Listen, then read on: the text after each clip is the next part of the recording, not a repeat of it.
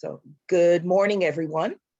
My name is Shonda Harris. I'm a business opportunity specialist with the Columbus Small Business Administration, and we'd like to welcome you to today's webinar. Today is Thursday, April 15th, and today's session will kick off a three-part training series on capture management in federal government contracting. Now, today's session will focus specifically on introduction to capture management and more specifically finding opportunities. So as I stated, these trainings are a wonderful opportunity for us as resource partners to bring wonderful tools and tips to small businesses to help them hopefully learn and gain an advantage so that they can, if they've never had an opportunity to bid on a federal government contract or perform, that they will have an opportunity to do that.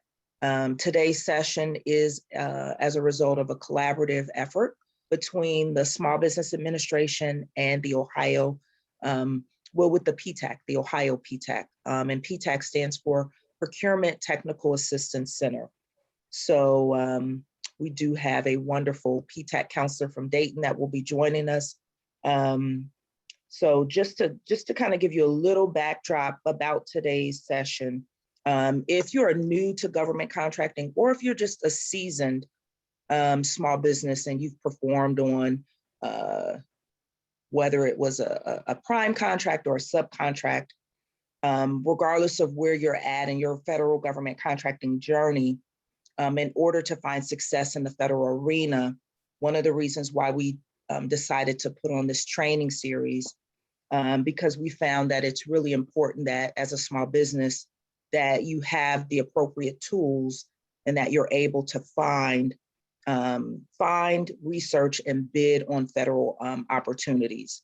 And as small businesses, especially if you have certifications, a lot of times it's not just the certification that's going to get you that opportunity to actually get your first contract, but it's really going to be contingent upon your ability to actually find those opportunities, know how to market yourself to those agencies, and then actually bid on that.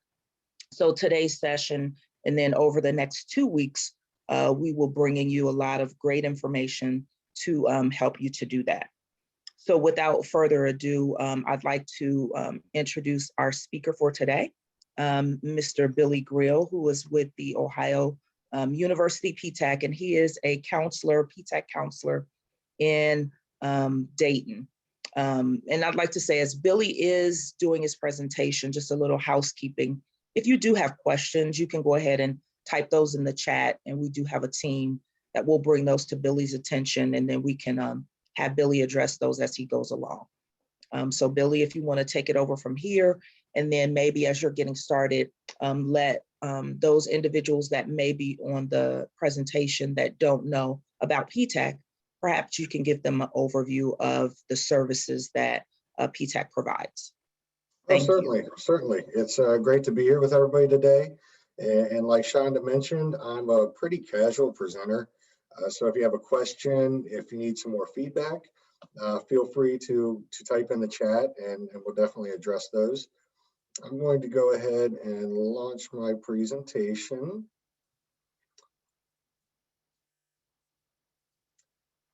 And we will go ahead and actually start with the Association of PTACs, which in 2019, you can read the statistics. They helped over 57,000 businesses with $24 billion in awards. And this really is meant to illustrate the fact that, you know, with the reach of the presentations, the online webinars, I just want you to know that you have a PTAC, a local PTAC available to you pretty much no matter where you are. We have 94 PTACs, over 300 local offices. And here's a nice healthy link or handy link right here to help you find a PTAC if you need to find one locally. You'll see my contact information in the presentation. So if you need help locating one, feel free to reach out. I'm more than happy to assist with that.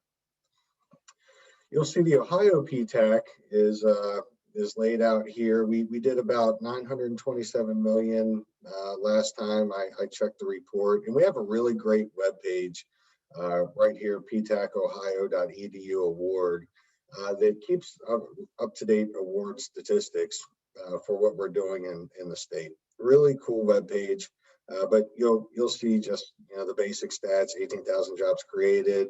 A lot of that money came from the DoD, as with any PTAC, you're going to have a lot of DoD spending, just given that it's the largest budget in the government. And then my district personally had 286 million from District 10. But getting right down to it, I wanted to describe what an opportunity is. Since we're talking about capture management and we're talking about identifying opportunities, first let's define an opportunity. And what I've always been taught is an opportunity is a requirement plus funding. If you have one without the other, you really don't have an opportunity. If you have a requirement with no funding, that's not really an opportunity. If you have funding without a requirement, then feel free to call us at the PTAC. We'll be your best friends. But you really need both in order to have a full-fledged opportunity. And when you look at the steps to capture management, that's the first step, is being able to identify the opportunity. And these are basic high-level steps here when talking about capture management. But you really want to be able to know what an opportunity is to you. You want to be able to get with the customer to explore their needs and goals. You need to determine if the opportunity is a good fit. And throughout this capture management series, we'll be talking about all of these subjects here. After that, you definitely want to know your competitive information. And then you need to define your win strategy. What advantages, what differentiators do you bring to the table? And after that, you need to position your solution with the customer. The good news is the PTAC is here to help you with all of those steps.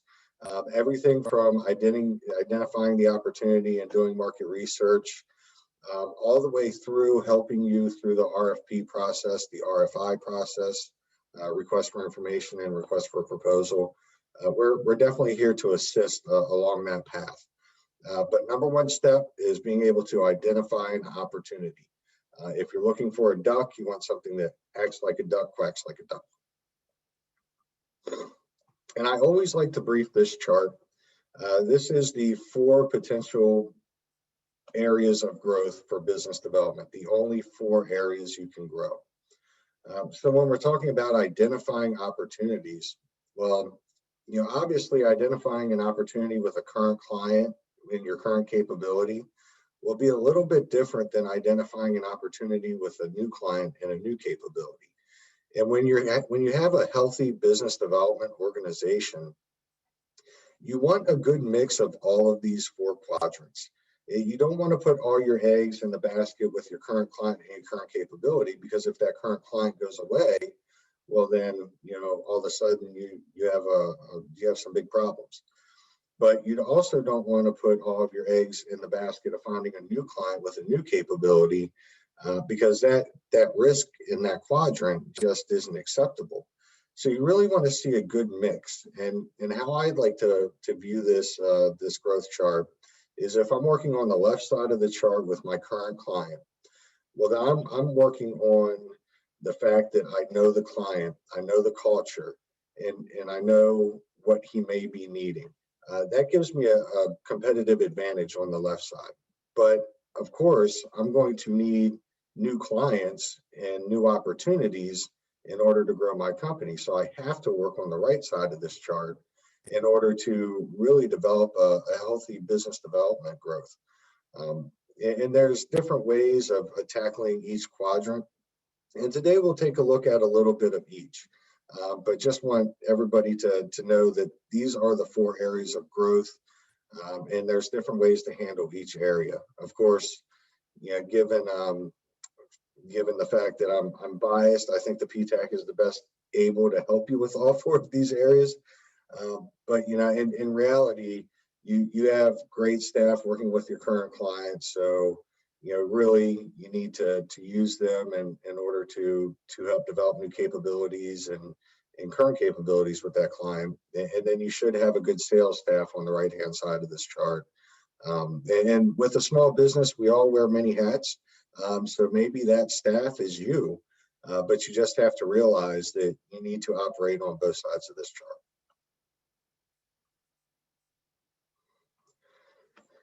In order to identify opportunities, you really need to know what market research tools to use.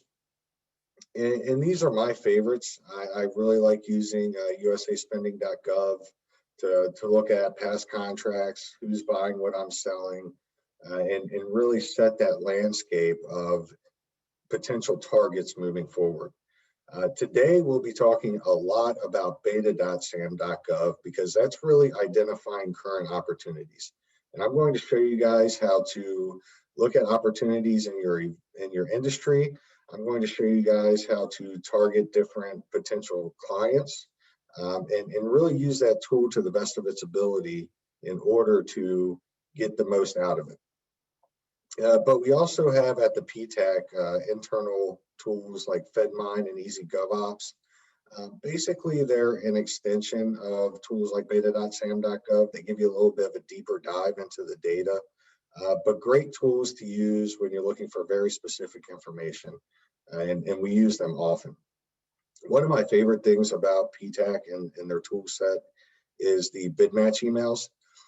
They're proprietary to the PTAC, and basically what happens is when you become a client, we set you up a search criteria and a client profile in our system, and then you get daily emails that match that criteria in order to make sure that you're seeing opportunities from not just federal, but state and local systems as well.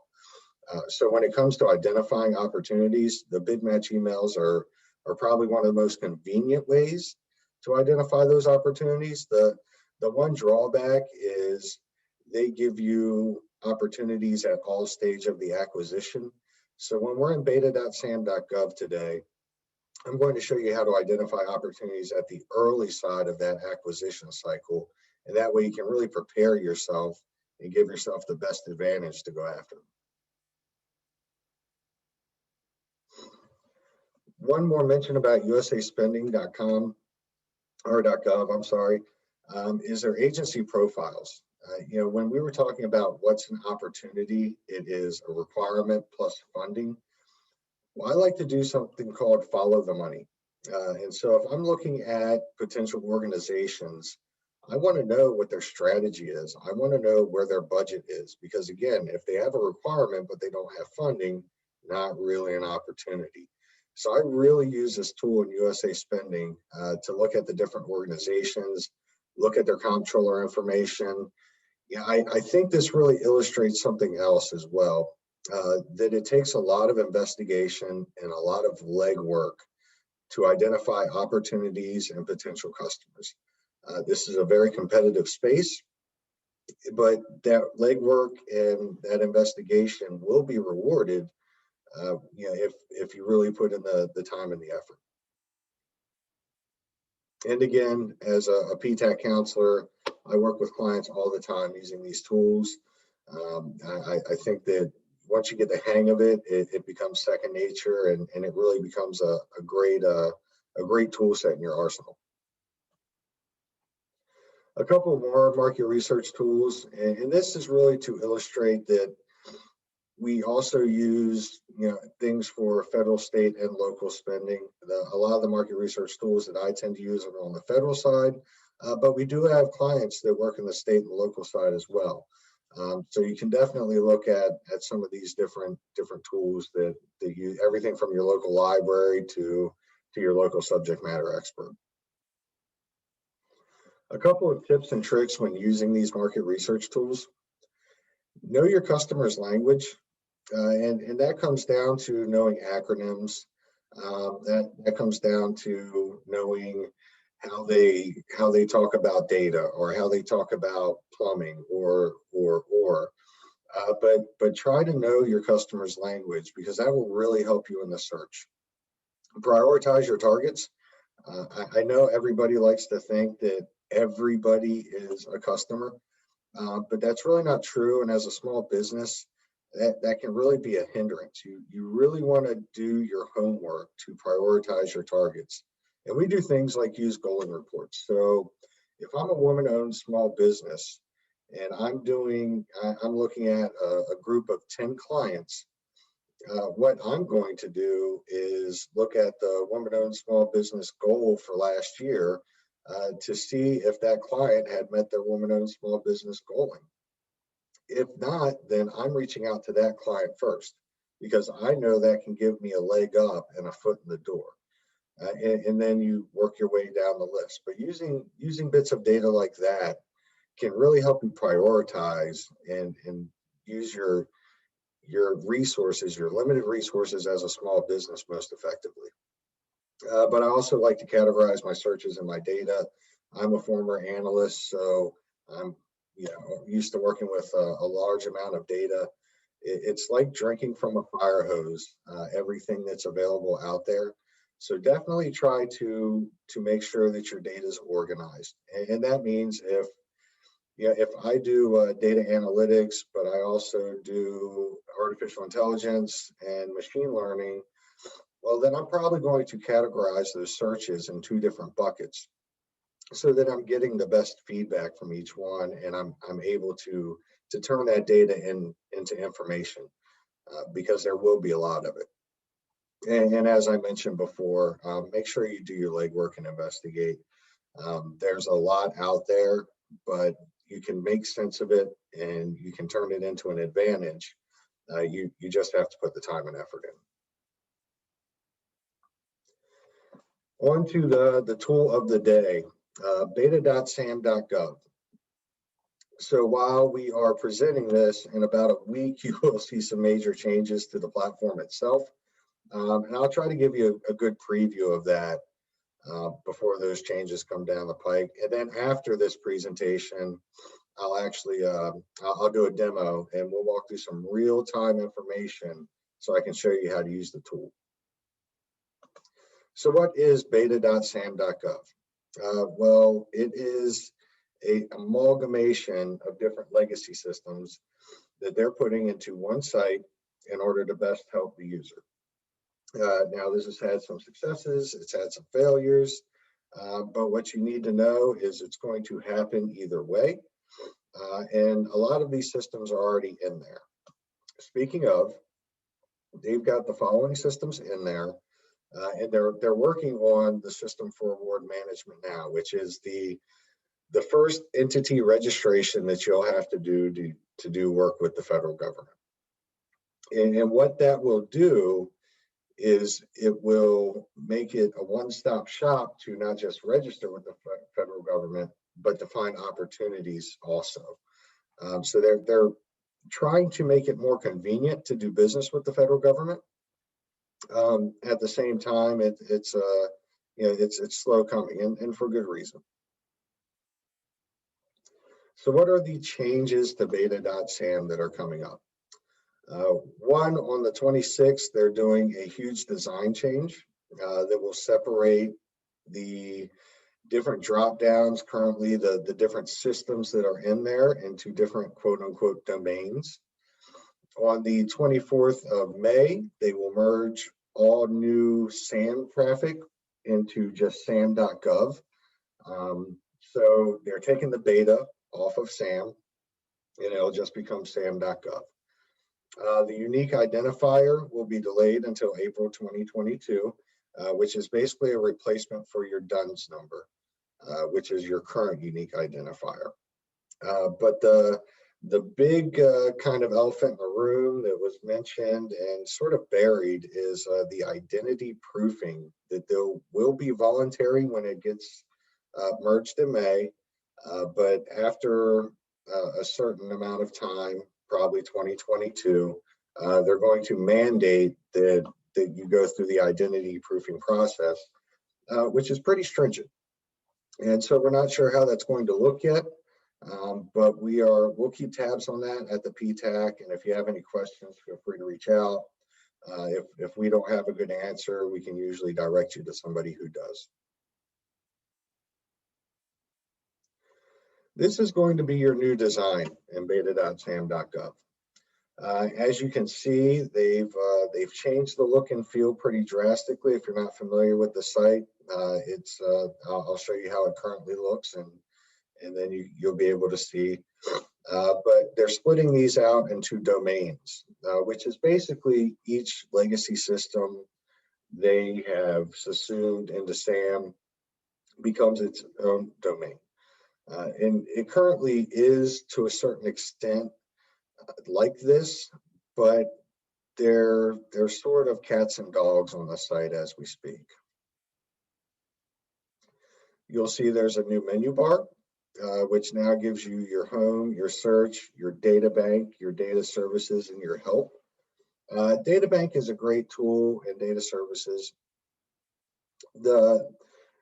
The novice user probably will not be using these tools, but when you start getting into past contract data and past awards, then you'll start seeing yourself using some of these more advanced tools within the site. You'll see that the search criteria on your left-hand side is very similar. You'll see some improvements, such as the ability to search multiple states at the same time. I, for one, working with small businesses that work in Michigan and Indiana and Ohio and Kentucky, right now it's very hard to search for that regional search. And so I think this will be a great improvement for some of the more regional small businesses. For example, plumbing, construction, HVAC, people that won't be doing work out in California, but maybe looking at opportunities in Indiana. This could be a great tool for you to use to make sure you're not missing opportunities that are right outside your geographical window. The current contract opportunities, you'll see that it's the drop down method right now, and this works fine if you know where you're looking, but from a novice user perspective, it does make it kind of hard, and it's not very intuitive. As you will see up in the top right, you do have the capability to sign in. Your sign in will be using your login.gov, which is your double authenticated email or app code. And that's what you use to sign into the system for award management currently.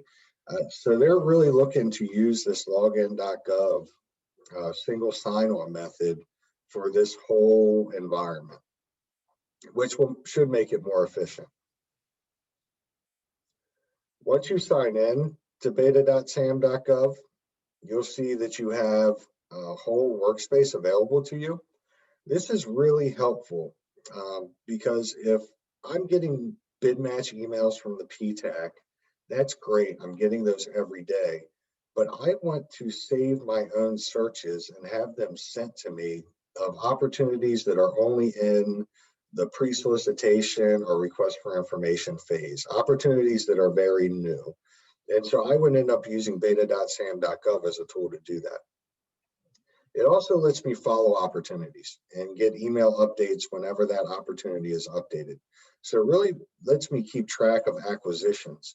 And that's hugely helpful when I'm developing a team, when I'm working towards developing information, staying in touch with the client. Very, very helpful tool right there. Another great feature is the ability to duplicate your searches. Right now, it's really handy if I am searching those 3-4 different states. Basically, I just duplicate my search and then change the state.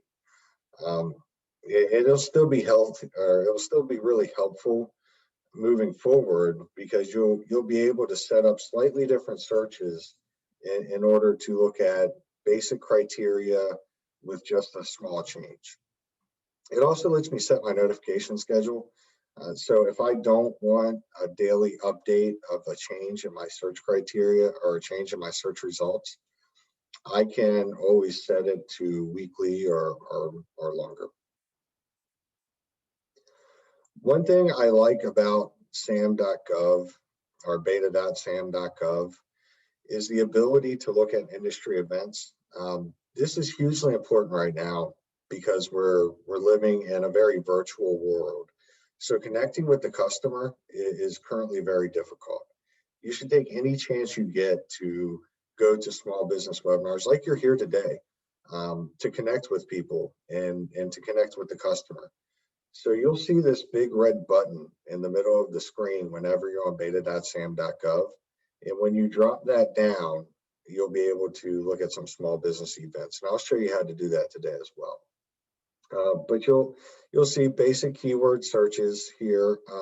That's really the go-to for beta.sam.gov. And they're making some changes to that, but not much. You'll still need to use that keyword search. And that makes it even more important for you to know your customer's language, because you're going to be trying to use the same acronyms as them in order to pull in data that you might otherwise be missing. And then you see the option to be able to save your searches, have them sent to you, etc. And we'll sort of run through a lot of these screenshots because I'll be taking you through a live demo. But just wanted to note some things. Again, with the big red button in the middle, that brings up your vendor collaboration and small business events. The small business events I'll show you is it's a good way to get started with your search criteria, but you'll definitely want to make some changes to that when you click on that link. So basic search box in beta. Yeah, you can use the solicitation number to quickly find singular solicitations. You can use industry-related technical keywords. You can use key phrases. Always remember to set your date filters because right now it searches based on relevance, which brings up a lot of data from very much in the past that's not really useful. And right now you always want to change your filters. I'm not sure why, but they put the place of performance as location, which is zip code based, as the default. And you really want to be searching by states. At least in most cases, you'd want to be searching by states. And again, we won't spend too much time going through all of the different criteria. I can tell you that there's a lot of different search criteria that you can use. They right now are working on their federal organization. It only goes down to the sub tier at this point, which is as big as the United States Air Force. So it's not tons of helpful, but you can see all of the different data types and the dates and things of that nature. I'll show you how to work a search from broad to narrow, and I think that'll be the most value for the presentation today. If you look at the actual opportunity listing, this is where we kind of get into the nuts and bolts of what the opportunity is. You should note the different types of information listed. You should note the ability to follow the opportunity when you're signed in. And also when you're signed in, you have this option to be added to the interested vendors list. The interested vendors list it's great for seeing other companies that are potentially interested, but I want to warn everybody that it is not the end all be all. If I'm the incumbent on the opportunity, I am not putting myself on that interested vendors list because I don't want people to be able to do competitive research on me. So just take that with a grain of salt. Again, great tool for connecting to other companies with like minds, but at the same time should not be used as the end all be all in who's really interested in the opportunity. You always check this top bit of information here. You want to know what the set aside is. You want to know what the NAICS code is in the place of performance. Set aside, again, hugely important because if it is an 8A set aside, well, that tells me two things. It tells me I either need to go out and find an 8A teammate or it tells me that I can't bid it because I'm not in 8A. So it's definitely important to look at those set-asides. The NAICS codes tell you what contracting determined was the NAICS code, and then place of performance obviously is where the actual work will be performed. You can view changes made during the solicitation period. I usually, at this point, when I'm looking at those, I go down and just download all of the attachments at once. And there's an option to do that to make sure that I'm not missing anything that's been updated. Your general information, again, basic information on the opportunity. We've covered a lot of that. Downloading all of the attachments and all of the documents. This is really helpful instead of going through and going down one by one, because it makes sure you have every document related. Your primary point of contact. This is important today, and it has been, because this is going to be your point of contact that you are stuck with for the opportunity. And that means that it will be your primary contact for any questions, which you should always ask during the Q&A period, if they have one. It will be your primary point of contact for any needed information, such as solicitation timeline, acquisition strategy, things of that nature.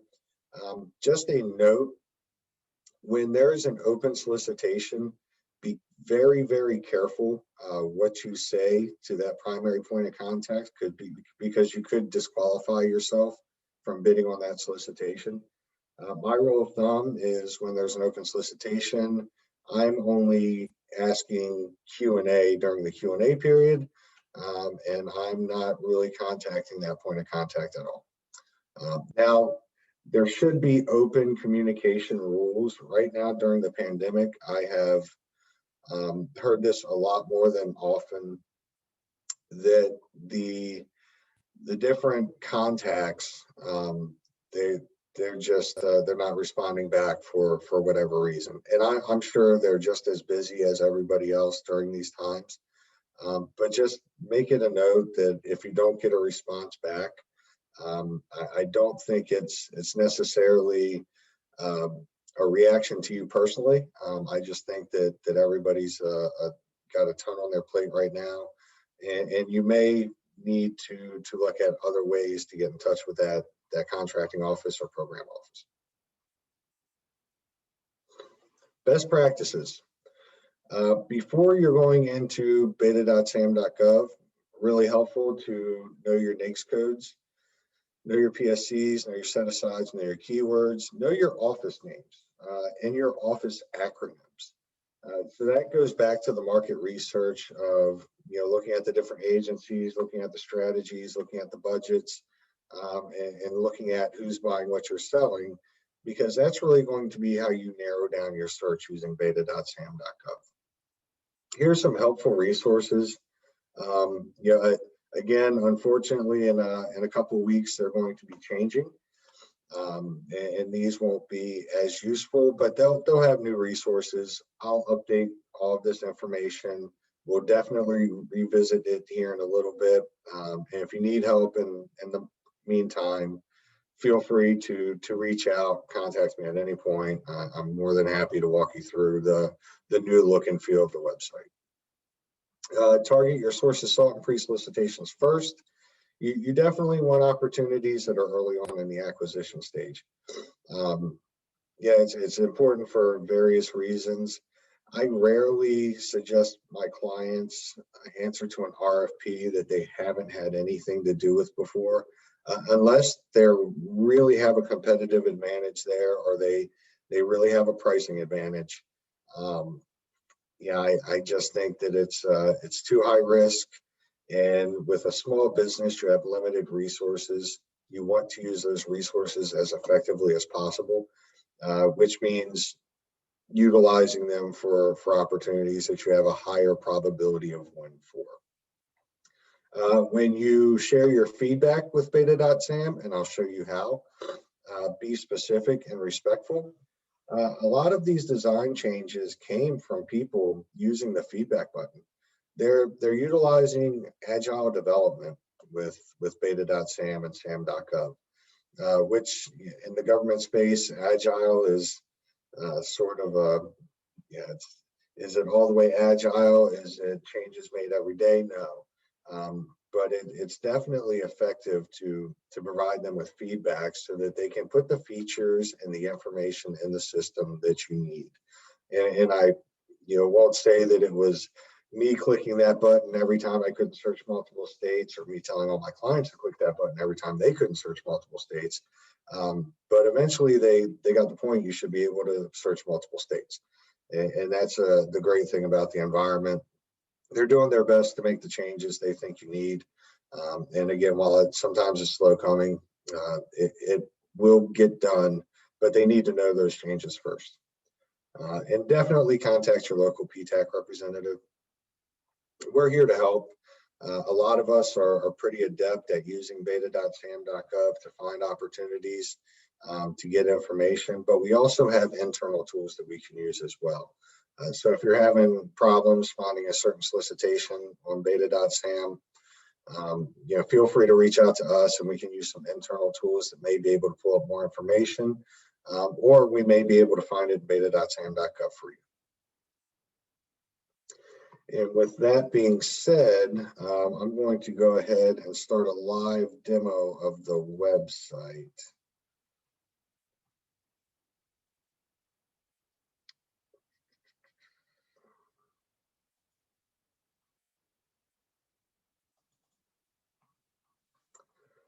Okay, so this is your current beta.sam.gov environment.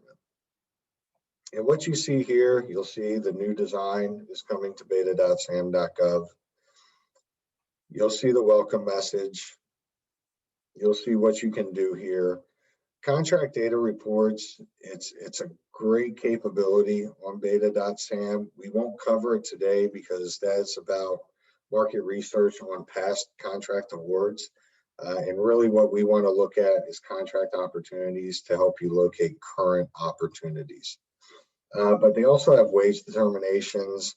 They have information on Davis-Bacon. They really do have a lot of information available on the site. You just really have to know where to look to find it. I will not go in and sign in today, but at the same time, I will make notations on where you can save searches, where you can follow opportunities, things of that nature. So the first thing I'm going to do is go to this contract opportunities dropdown. And this is going to be all current contract opportunities. That's what I'm interested in. But you can also see that there's all award data, assistance listings, entity information. Their federal hierarchy, I find it lacking. But at the same time, those 107 different agency profiles I mentioned at usaspending.gov, I think more than make up for their lack of information here. So that would be my resource for that. And then, of course, your wage determinations. As you see, I just clicked the search button, but here's your red button in the middle of the screen.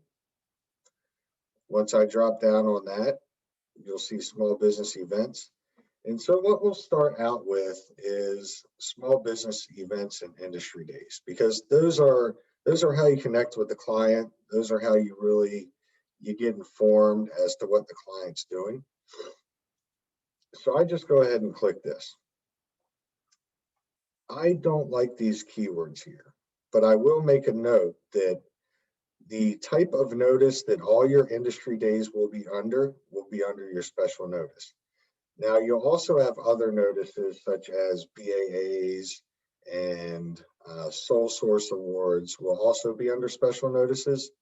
But that's where you're going to find your industry day events, your small business events. So basically, I'm clicking the small business event tab, and then I'm just clearing the keywords. And I want, let's see.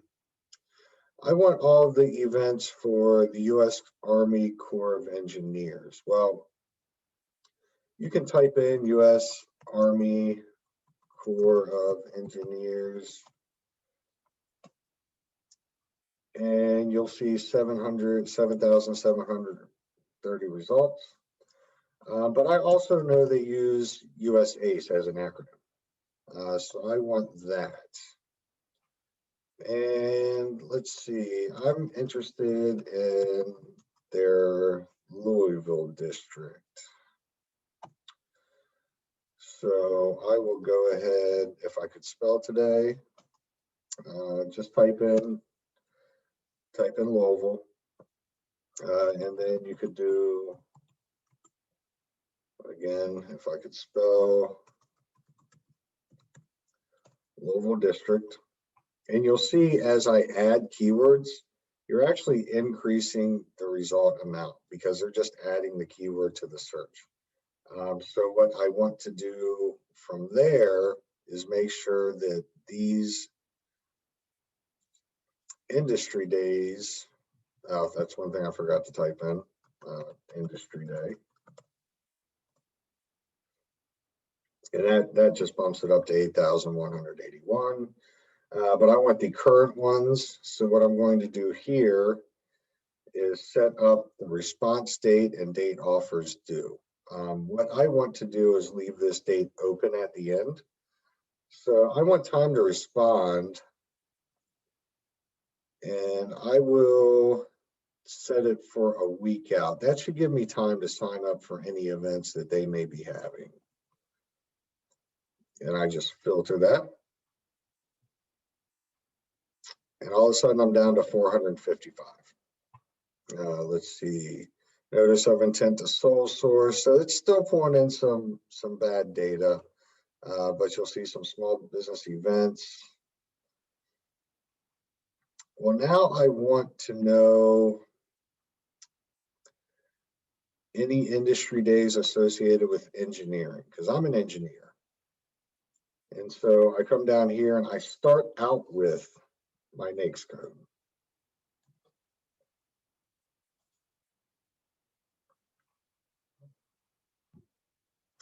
And we're down to 9. Let's see, sole source, a final RFP,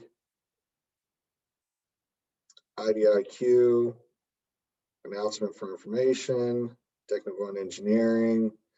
So there's going to be some ways you can jog with the data, if you will. But really what I want to focus on, if I'm going for industry days, I may be interested in industry days more around my capability than a customer. So we will do all of these special notices around engineering, and we'll just type in industry day.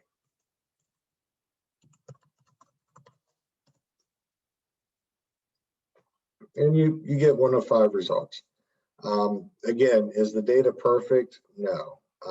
But I think the point of the exercise is that you really need to play with the search filters in order to get the data where you want it. And it does matter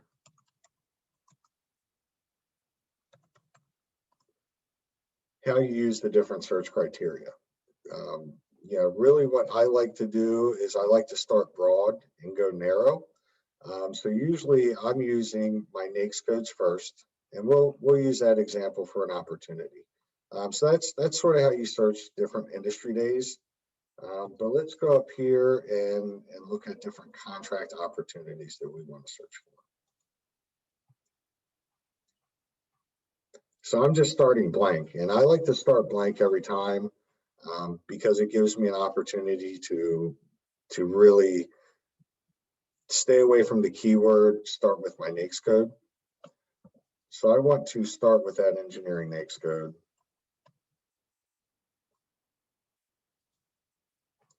And that'll give me that, that broad number, 1,600 opportunities. Again, my response time, you want a little bit of time to respond. So we'll go to next week.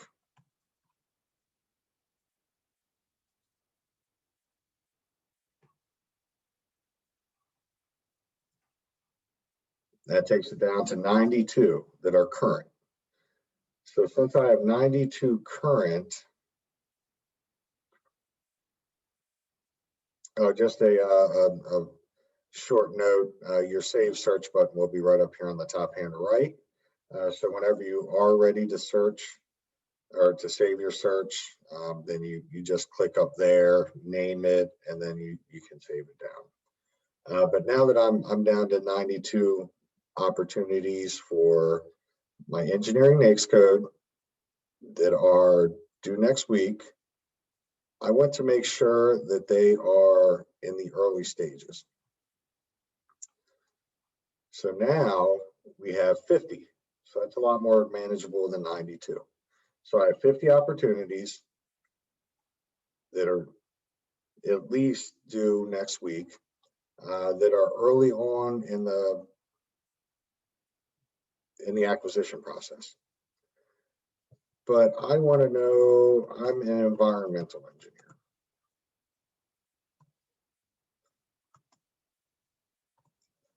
So I type in environmental.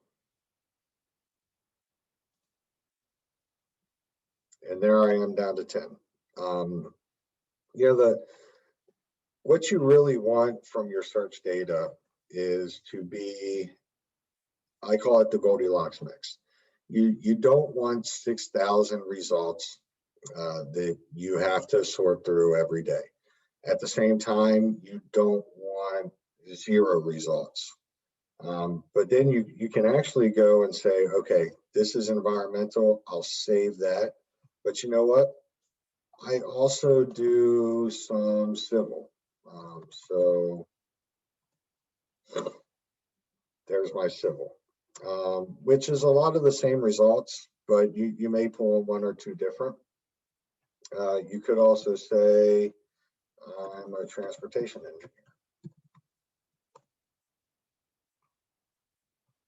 1 of 2. So you can make these small changes and then save your search, and that way you're categorizing your search data. And I would do the same thing with industry days and different small business events. Yeah, because it'll really make it easier to pull the data back up when you need it. Makes it easier to look at the different opportunities and the ability to follow them.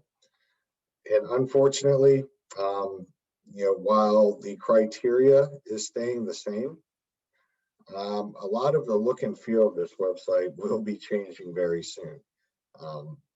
But at the same time, you definitely want to know your same search criteria, NAICS codes, customer office. You definitely want to have that opportunity, that information handy either way. And we'll just do one more, just so I can show you the ability to change your search filter. Instead of place of performance location, you're going to want place of performance state. And so I will pull down all of my opportunities in Ohio, because that's where we're located. So you can see that we have 727 results. Unfortunately, when I put this information in and filter it, it brings it down to 45 results. And now you'll see again, when I put in my NAICS code, we may not have any results. So let's see, 541330, engineering services, and voila. And that's where you really don't want your search data going. You don't want to have 0 results in your search, because that's way too specific. And unfortunately, we can't do Ohio, Indiana, Michigan at the same time yet. But if I change this search, I can then save this as my engineering search for Ohio. And then I can go to Indiana.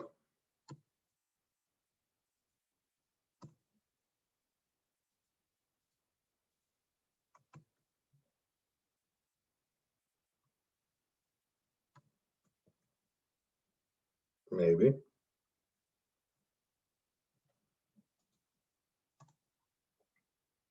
If it lets me. We'll just do the drop down. So I can go to Indiana and save that search.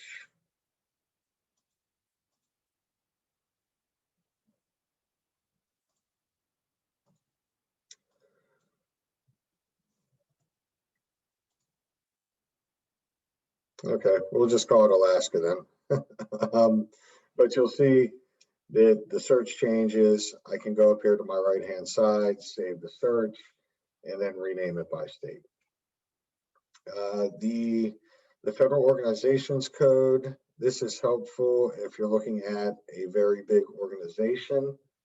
Yeah, a lot of it isn't really helpful if you're looking for something as small as the 88th Com Group at Wright-Patt Air Force Base, which is why you just put your office name and information here in the keyword search box, and that should pop up everything from that office. So we'll give that a shot. Let's see, contract opportunities. Come down here if you're interested, everything with LCMC. You just click that out. And again, it won't be everything. You know, sometimes you have to get a little bit more specific, and no, we'll just go back to US ACE and we'll do Huntington.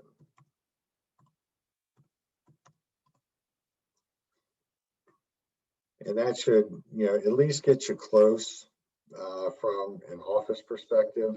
That's going to be useful when you're looking at current client new capability. You know, definitely keep track of your current clients' upcoming opportunities. You should be doing that anyway, just through good client communication. But using beta.sam.gov to make sure that you're tracking what's coming up with your clients is a really helpful way to make sure you're not going to miss a potential bid, because you already have that relationship there. So you definitely want to know what's coming up and what their opportunities are. You know, with the new client and the new capabilities, it takes a little bit more legwork from a sales side, but you can definitely, once you have the targets, use this keyword search in order to make sure that you're keeping up with those different targets. And with that, I believe that's the end of my demo, Shonda, unless anybody has any questions, wants me to run any specific searches, has any feedback. I don't see any questions in the chat, Billy, but we still do have more time. So I don't know if you have any additional things, because we do have another whole hour. So if you have any other additional things you'd like to go over in depth, kind of expound upon more, you can. I will, I tell you what, I will look at, I'll show you because I did want to foot stomp this a little bit. The USA spending agency profiles, because I'm very big on following the money. And when you're looking at the different potential here for, you know, really learning about the different targets that you have, you'll see that there's all the high levels, but you definitely have some pretty specific, you know, Railroad Retirement Board, different agencies that are reporting here. And USAspending.gov is just a great resource for doing your upfront market research. But when I'm looking at some of these different profiles, for instance, you can go Department of Labor. They take you right to their general budget. Again, you want to follow the money and know where that's coming from. And this drops down into some pretty detailed, different strategy areas here. I know this is boring from a research standpoint. I used to hate having to go through the NDAA. I used to hate having to go through budget line items. But at the same time, this is going to tell you whether or not that requirement has funding. It's going to tell you where you want to go to ask about the requirement. So I definitely think it's helpful to have this information at your fingertips, and finding it here on USA Spending is pretty easy to do. Again, there's a PTAC counselor out there to help you with some of this information. We can assist by helping you run through different market research. We can assist by doing a deeper dive in finding data for you. But you definitely want to start with public resources like this, where it's mandated by public law that things are posted, and start there to really get your footing. It really is a wealth of information. Again, it's drinking from a fire hose. But at the same time, once you can really categorize that information, then you can start making sense of the data. And this won't lead directly to an opportunity, looking at budgets and looking at client strategy or target strategy. But what it will help you do is find the data to come back here to beta.sam and start using. So if you look at, let's see, we were Department of Labor, IT modernization. And so now I'm looking at potential IT modernization with the Department of Labor. We'll see if anything comes up. It might not. The Department of Labor is big enough. It should be under your federal organizations.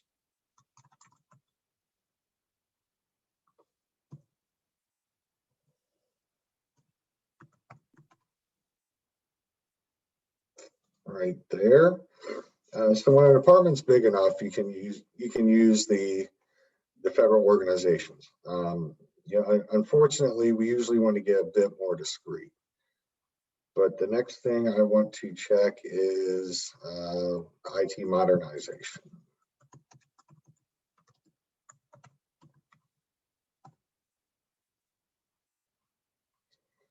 Okay, so there's old IT modernization IDIQ, construction and operation support.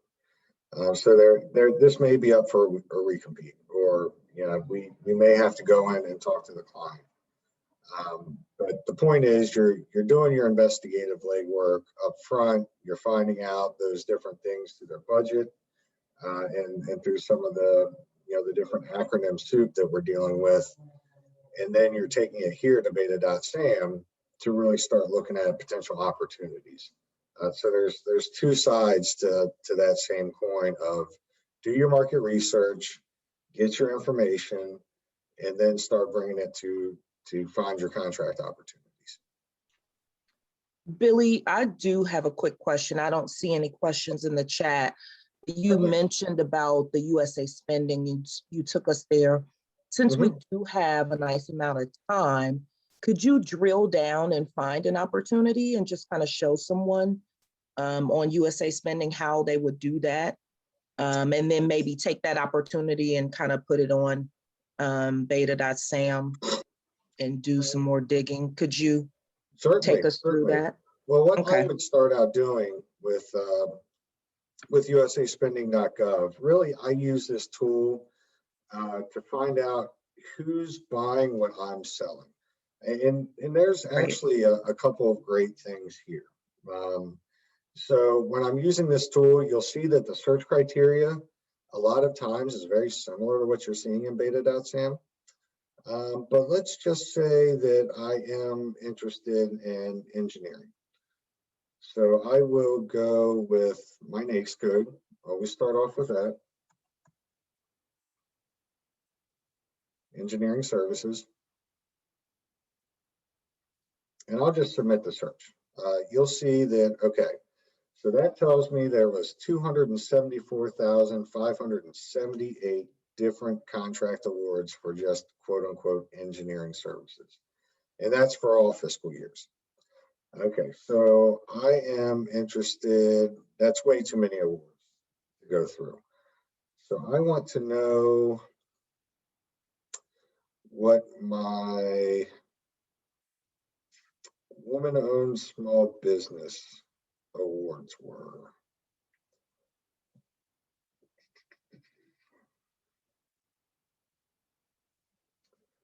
I don't know if I'm just missing it. We'll go with, there we go, woman-owned small business. And so I resubmit the search and you'll see it drops it down to 107 awards. So this tells me a couple of different things. The woman-owned small business awards, these are going to be my competition when it comes to competing with woman-owned small businesses. Saudi Solution Services, great woman-owned small business. They are growing leaps and bounds. But you'll be able to tell sort of who are the main players in this space. But another thing you'll be able to tell if you come over here to your categories is who is working with your woman-owned small businesses in giving those engineering awards. So you'll see the U.S. Coast Guard, U.S. Navy, the Transportation Security Administration, Immigrations and Customs, Office of Procurement, Department of Air Force. So you just have a huge list of agencies that are working with woman-owned small businesses. And again, this is where it comes down to prioritizing. So if I'm looking at this list of, you know, a couple of these are too big to be targeting. Department of Air Force, Department of Army, you know, those are pretty big agencies to be targeting. So what you'll do is you'll end up looking at some of these smaller agencies first, because that's going to be your easier in. I'd rather target the National Park Service than all of the U.S. Army with a woman-owned small business. But the second thing you look at is the goaling. So which organizations had not met their woman-owned small business goals last year, and you start targeting them that way. But once I have this list developed, well, then I want to come over to Beta.SAM and start looking at opportunities within those organizations.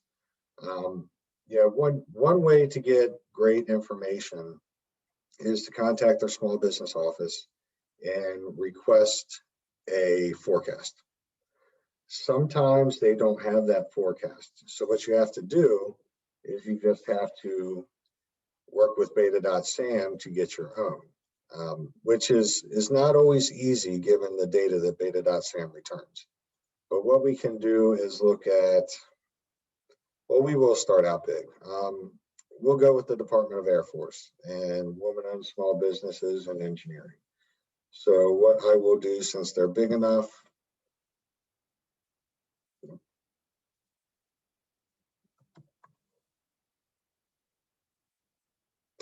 Veterans Affairs, Air Force.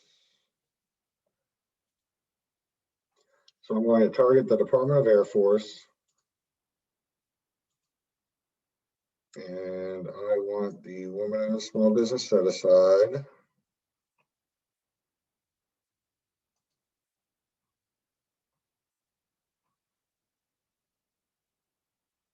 And we'll just stick with that.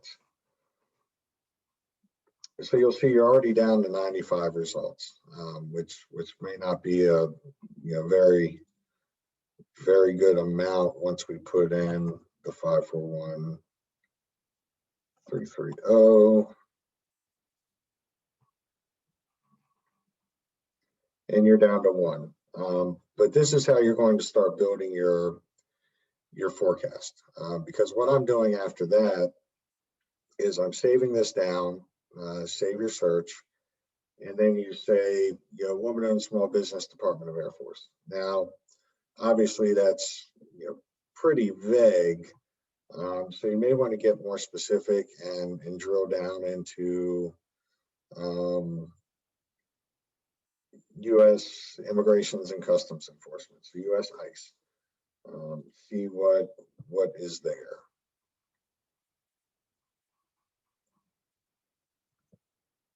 And we'll just go back up. And I always just go back up and reset my data this way. I really don't trust their reset search function.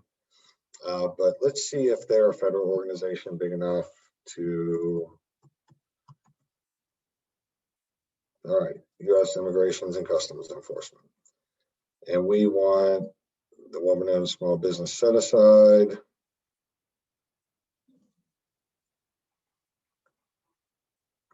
No results. So that's obviously not going to be a good forecast. But it really takes some trial and error coming from USA Spending to Beta.SAM, because they won't always have an opportunity, many opportunities upcoming. But what you really want to do is get your search data in Beta.SAM to the point of a good mix of opportunity. So maybe I just want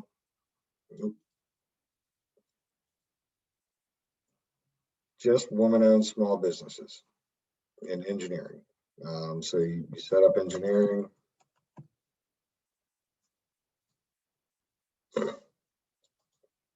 Set aside woman-owned small business. Oh, not that one.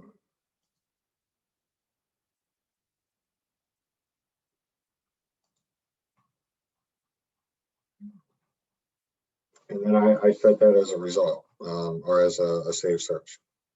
So it really, you have to play around with the search data in order to find that good mix of opportunity that's going to give you results, but at the same time, not too many, not too few. And as you can see, some of these are past results. So this may not be a good search setup. Okay, this is really good. I do appreciate you kind of going in a little deeper on USA my apologies. The data is just not cooperating today from a search standpoint. But the real point to get across though is, you start here with USA Spending or with the contract data search in Beta.SAM, and you want to know who's buying what you've been selling, and then from there you're able to find not just potential direct to government agencies, but maybe for potential partners and prime contractors to target. And then you go to beta.sam.gov and you try to narrow that search down to find those opportunities that are upcoming. Hopefully with the new setup in beta.sam.gov, we start getting a little bit better search, but it's yet to be seen. No, I think you've offered some great strategies, because both platforms, there's so much information, and you do have to kind of have a method to how you're going to extract it. But and I appreciate you kind of going over on both of those and kind of showing different things. Since we do have more time, nobody has any questions, I guess we can open it up since we do have a nice amount of time, if somebody has something specific that they would like Billy to kind of research, something that they're currently working on, a potential opportunity, or we can open it up like that if nobody else has any questions. I'm surprised. Typically, we do have someone that gives us some type of feedback. So we can open it up if somebody is participating today and they want Billy to kind of do a search on a specific NAICS code, if it's USA Spending or Beta Sam. You can unmute yourself. As long as you're not a woman-owned small business engineering firm, because apparently there's not much going on there. So let us know. You can unmute yourself. Let's see if we. Yeah, All right, hi, we I had have. a question. Okay, Oh, sorry. go right ahead. Okay. So we were just set up in the system about 3 weeks ago. We're a virtual reality software design studio. Okay. And we're in the process of getting the Hub Zone certification. And we've already had a company reach out to us to ask if we were interested in subcontracting. And they're asking a lot of questions that we don't know the answers to. So,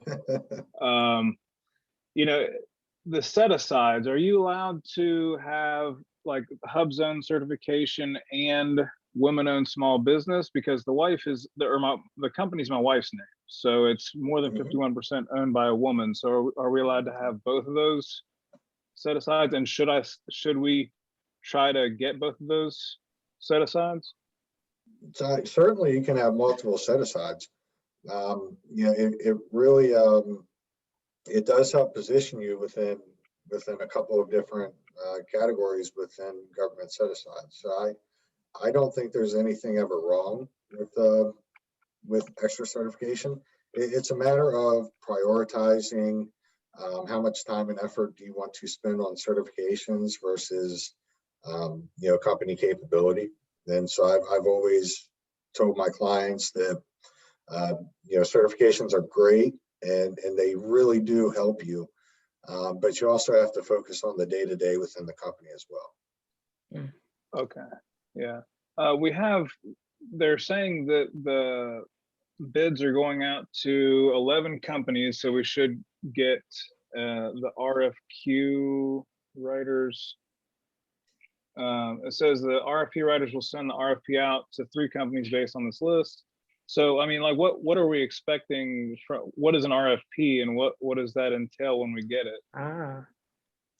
Great question. An RFP is a request for proposal. So basically what they will ask you for is a host of information for you to basically prove your value in your bid. So everything from your past clients, past performance, to your project or your technical approach, to your pricing, of course. And then there may be some other information you'll have to include in there. But definitely feel free, if this is a government contractor that wants you as a subcontractor to a government client, we can still help you here at the PTAC. If that is a commercial client and they're looking to work with you commercially, then we would probably refer you to the Small Business Development Center. Okay. Well, I but appreciate either way, we can point you in the right direction. We can get you to where you need to go. Thank you. Great question. And the gentleman that was with Objective Reality, you definitely want to tune in. Great question about a RFQ. Next month, we will actually have a training series, and that will be one of the topics that we discuss, giving more information about RFPs and RFQs.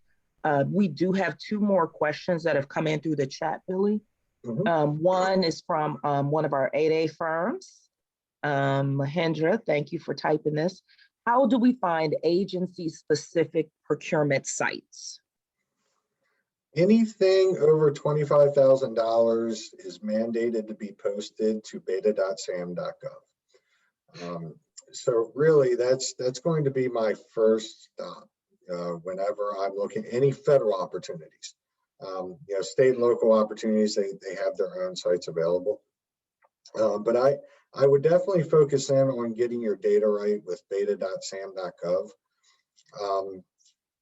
And then from there, I think if you're targeting a specific agency, my next step would be to reach out to their small business office, introduce yourself with your capability statement, and then ask them if they have any forecasts. Each small business office I would say more times than not, usually has an upcoming forecast. I know they're popular in the Air Force. A lot of small business offices use them to let you know the upcoming acquisitions.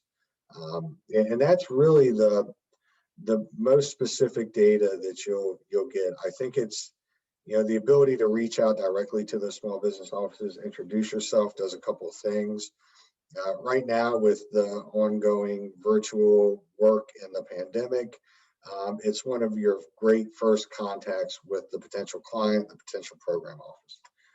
The second thing it does is it gets you potentially some great information from a forecast standpoint. And it also introduces you to a great advocate, which is your small business specialist. Right. Great. I know, Billy, when I was a PTAC counselor, this is like 5 years ago, when FBO, FedBiz Ops, was up, there was a button on FedBiz Ops that you could go to, and it would allow you to access other agencies. I don't know if that's still part of Beta.Sam anywhere, but you could access that on FBO.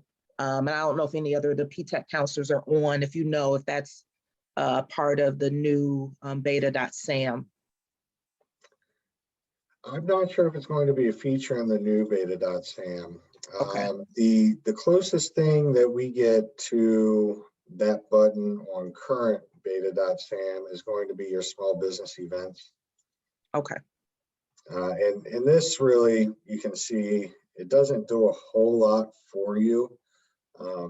The current problem with Beta.Sam is the way they have their criteria set up. So unless you really work within, these different criteria, the data you're getting back is very, it's almost unusable. So instead of small business events 22, we'll type in small business events, and then you tend to have to get in there with that keyword function, and hopefully you can do something to the tune of small business events, USACE, something to that effect, and hopefully start getting some good results. They've taken a lot of FBO had a lot of great structured search, which was absolutely wonderful to use, and the capabilities there were great. They've turned that into a lot of unstructured search in Beta.Sam.Gov, which, it's great for searching the overall verbiage, but at the same time, gives you back a lot of unwanted data. Okay. So Mahendra, yeah, if you follow what Billy said, use the Beta.Sam, look for those industry days, those small business events, and then going to the agencies, you can also probably Google small business office at, the Air Force or whatever particular agency. You want to Google that and you can find it. We do have 2 other questions. Sure. I'll have the next one, I'll save that as the last one because that's for an actual specific search. But this one is a little more generic. Nicole has asked, are credit card purchase opportunities posted on Beta.Sam.Gov? Anything over $25,000 is posted on Beta.Sam.Gov. So I doubt you'll see those there. And those fall in with the micro purchases. Right, which you could probably, as your point with the small business offices, they could probably get more information about those, or maybe with the agency forecast, maybe. Yeah, forecast will usually be a little bit bigger as well. I would definitely check in with your small business specialist, especially on the micro purchases and anything under the simplified acquisition threshold. They can usually give you a better lay of the land than, I'm more of a generalized jack of all trades with many different federal agencies, but I would I always suggest going through the small business office first, Okay. because that does a couple good things for you, and they'll be able to tell you a lot more than what your basic PTAC counselor could. Okay. But I do always suggest looping us in. I have many clients that when they reach out to an Office of Small Business Programs, small business specialist, I say feel free to let them know you're working with the PTAC. That's always a good thing, never a bad thing. And if need be, feel free to copy me on the email, just to keep me in the know. So it's never a bad thing to be working with your PTAC counselor and then reaching out to those different professionals. Yeah. Great question. Great answer. Right. And never forget that your PTACs are like an unofficial business partner to you. Great resource that you definitely want to utilize them. The next question is for a more specific search. Yes. Rachel wants to know, she wants to search on a NAICS code. Now that is not a NAICS code, Rachel, just to see what may be there for small women-owned business. Rachel, maybe if you want to unmute yourself, what you gave us, I don't know what that number. Oh, you know what? I'm so Is that sorry. a part of your DUNS number? DUNS. That's okay. Okay, that is my DUNS code. Oh gosh, I feel so stupid. Okay. No, not at all. I have like 4 different NAICS codes, but if I can do, the reason why I thought that was because it had the ones in it, and I know that one of my NAICS codes, so we'll do the one with the 711510. Okay, independent artists, writers, and performers. Yes. And there is no woman-owned set-asides for that. So Okay. what happens when I come across, as you saw, I often do, a lack of good results, I start taking the search back out to being more broad. And as you do that, you'll see, so I just took off the set-aside and you have the NAICS code. You'll see that a lot more searches become available. Now, the issue becomes is the way they categorize the results by relevance. Well, it's categorized by last updated date at this point because I have a filter set, I believe. But usually they categorize them by relevance, which leaves you with some of these opportunities that have passed. So you definitely want to make sure that you're always going in and you're either setting one of these different dates. I usually like to set a custom response date so that we know we can respond by a decent amount of time because we're all small businesses, working last minute.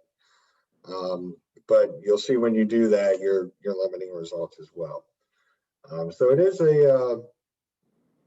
it's a give and take with your search criteria. You want it to be broad enough where you're getting actual results, but you also want it to be narrow enough where you're not going through 3,000 to 4,000 of them.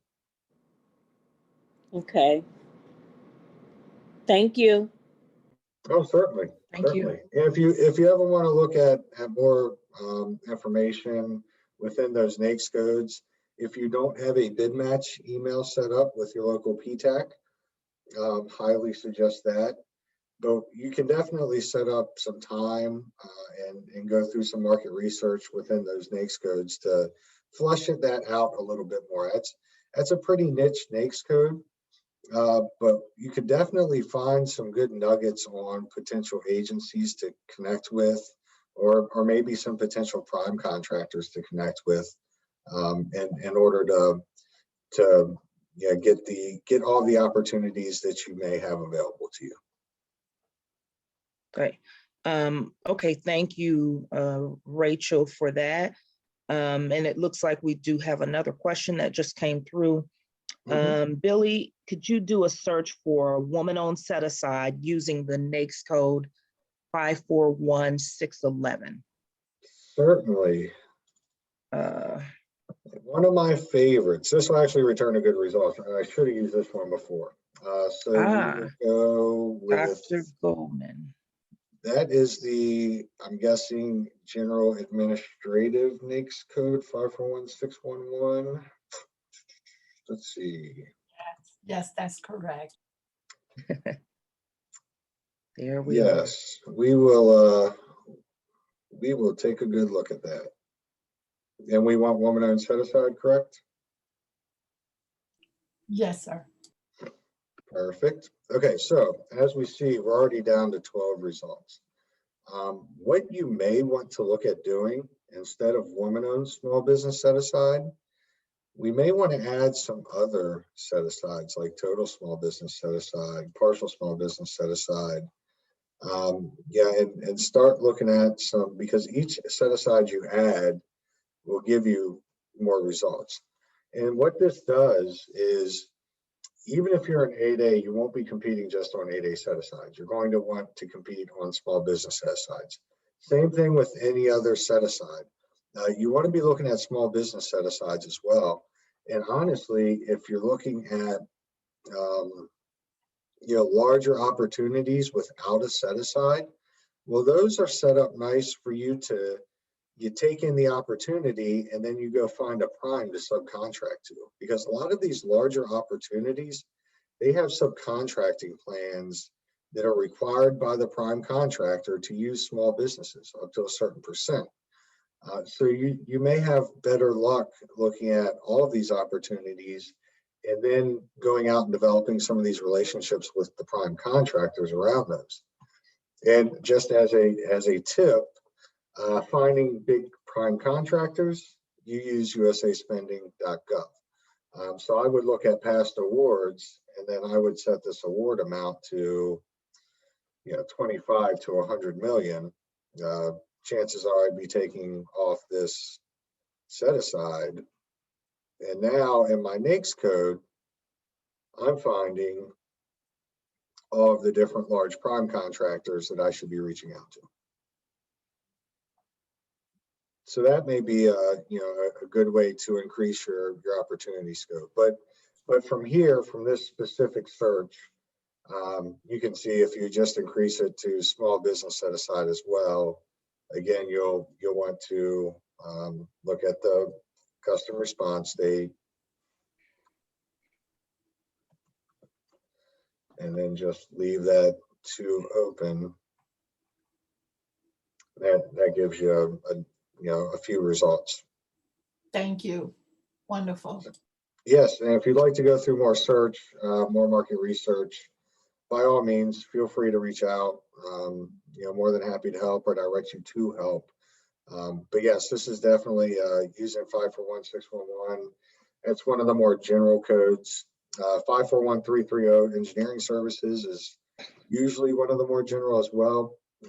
But you can definitely, for example, if you take out all of the set-asides, you'll see 26 results, but you want to do something like leadership, training, and then you'll really start getting them down. So education and training, Columbus, consulting assistance services, things of that nature. So always start with your NAICS code, and then you can start drilling down by keyword. That's how I always run my searches. Thank you very much. Certainly. Great question. Thank you, Billy. And one thing I want to point out, as Billy said, today's presentation, he showed you just tips on how to use the tools and how to conduct the searches on your own, but you're not limited to just doing it on your own. The PTACs are there, and we definitely want you to utilize them as a resource and as like your small business partner to assist you. Because one of the things as a small business, I think, especially when you have the certifications, of course, they're never a guarantee that you're going to get a contract, but they're just a tool to help open the door. But I think the most important thing at the federal level, especially when you have those certifications, is really identifying a great strategy that's going to work for your business.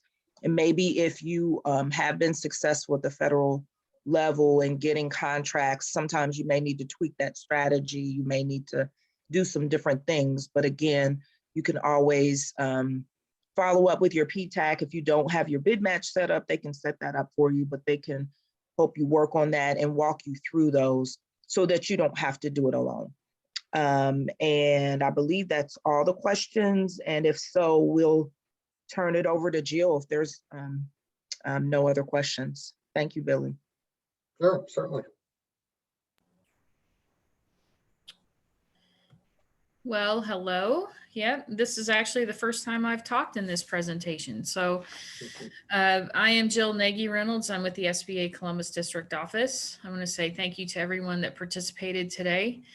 And to the gentleman that was asking about HubZone certification and woman-owned certification, I just want to support what Billy said. You don't want to spend all of your time chasing certifications, but at the same time, if you're qualified for them, consider them. So it sounds like you have submitted your HubZone certification application. So that actually goes to headquarters DC, but any business that is qualified for federal small business certifications, whether it's service disabled, veteran owned, HubZone, woman owned, those don't have timelines. So it's something that's easy to, not easy for me to say that it's easy. It's not easy.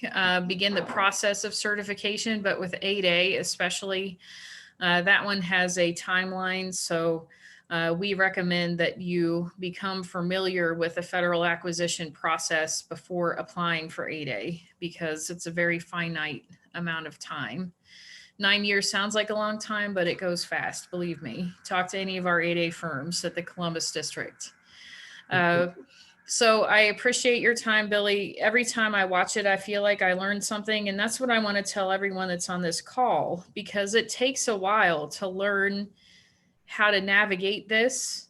And if you're walking away with more questions than when you came, you're just still in that learning process. The average turnaround time for a first contract is 9 to 13 months, which is why you need to stay in contact with PTAC. They can keep you motivated. Sometimes, you know, after you have found an opportunity, you may have even submitted a proposal and you didn't get it. Just keep going. That's part of what we do, is just, okay, you didn't get this one, try the next one. So I also wanted to let everyone know that this is the first in a series of trainings on capture management. Our next one will be April 22nd. So while this one was an introduction, the next one we have is more, I've found an opportunity. So what do I do now? So you've done that research, and we'll also do a search in the federal procurement data system on April 22nd. So that will also help you conduct more market research for your business to help you develop, you know, who's your customer base going to be. And then on April 29th, we have one of our 8A companies, Macalogic out of Dayton. She will be conducting a presentation on go or no go, which is, I found my proposal. What do I need to look for if I should actually spend the time and resources to bid on it or not? And again, proposals are for services, requests for quotes are for products. So a proposal would be for a service that you are going to provide to the government. And actually, we've developed our May and June trainings as well. This is just a heads up to everyone. So May, we're switching gears to different notice types within the government. So on May 13th, we're going to do a presentation on responding to a federal sources sought notification. Over my years with SBA and PTAC, one of the things that I hear often from businesses is, okay, I went on Beta Sam, but it's clearly been it's already decided. It's too late for me to become involved. This is not the right proposal for me.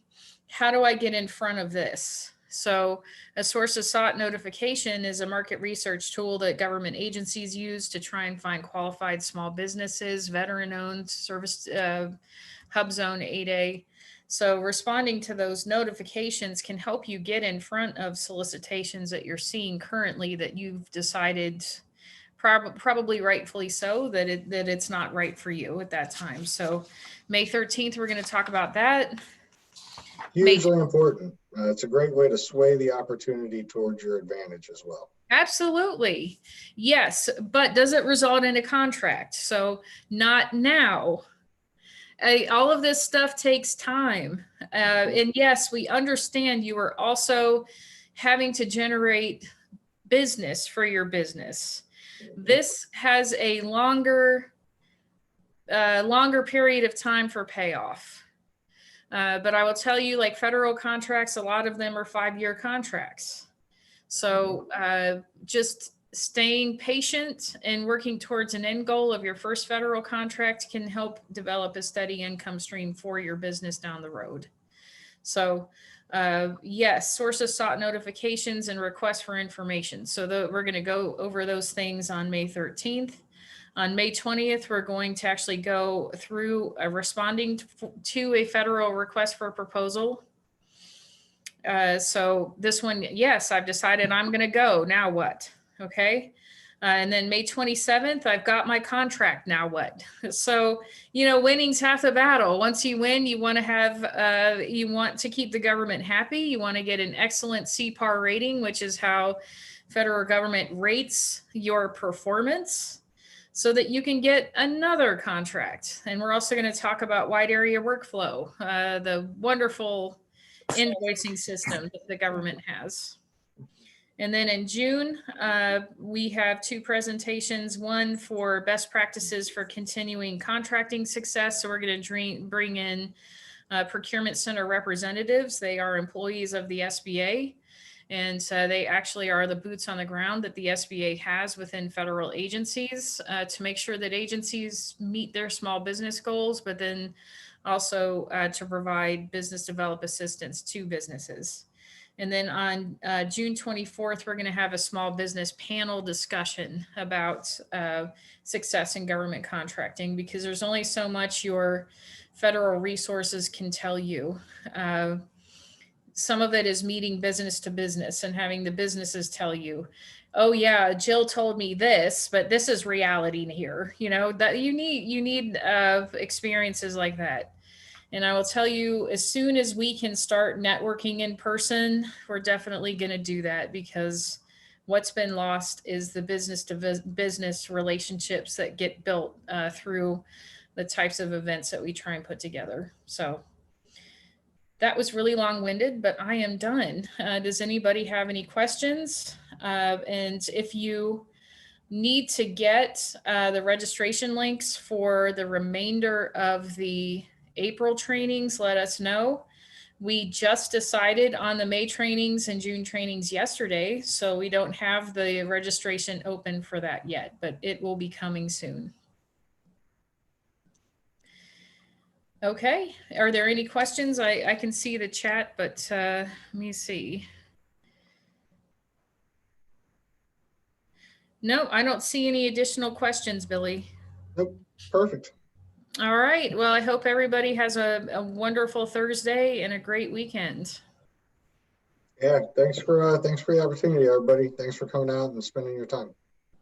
All right, thank you.